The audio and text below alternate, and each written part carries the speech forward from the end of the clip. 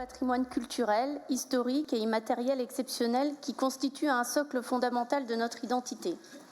Pourtant, de nombreux citoyens, chercheurs, associations et élus s'interrogent sur la vision et l'ambition de la région en matière de politique patrimoniale. Dans un article de la nouvelle revue Histoire-Braise, vous avez affirmé, Monsieur le Président, croire à un récit breton qui s'appuie sur le patrimoine. Mais ce récit semble aujourd'hui en suspens. L'histoire de Bretagne n'est toujours pas enseignée dans nos établissements scolaires. Les collections patrimoniales privées et associatives, souvent précieuses, sont dispersées, parfois menacées. Quant aux musées, bien qu'ils bénéficient d'un soutien régional, leur fonctionnement dépend largement d'autres niveaux de collectivité. Certes, la région Bretagne affiche une politique active dans le domaine patrimonial. Elle consacre chaque année plus de 5 millions d'euros à l'inventaire, à la restauration, à la valorisation du patrimoine.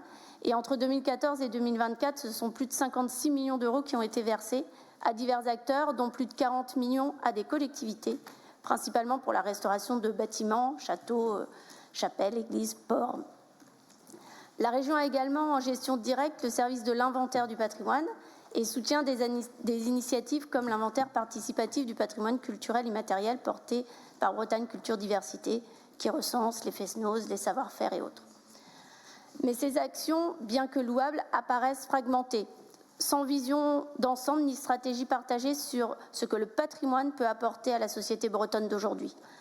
Le patrimoine culturel immatériel, les archives privées, les dynamiques associatives ou encore l'enseignement de l'histoire bretonne restent les grands absents de cette politique. Dans ce contexte, ma question, ou plutôt mes questions, sont les suivantes. Quelle est aujourd'hui la vision de la région Bretagne en matière de politique patrimoniale ? Comment comptez-vous articuler patrimoine matériel et immatériel, culture et histoire pour construire ce récit breton que vous appelez de vos voeux ?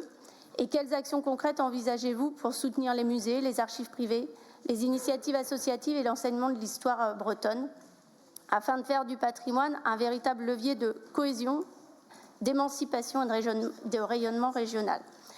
Enfin, je m'interroge sur le fait que cette politique soit aujourd'hui rattachée aux politiques sectorielles du tourisme et des canaux, sans articulation évidente avec la culture, l'éducation, la recherche ou l'aménagement du territoire. Ne s'agit-il pas d'un frein à cette ambition ? Merci. Merci, Madame.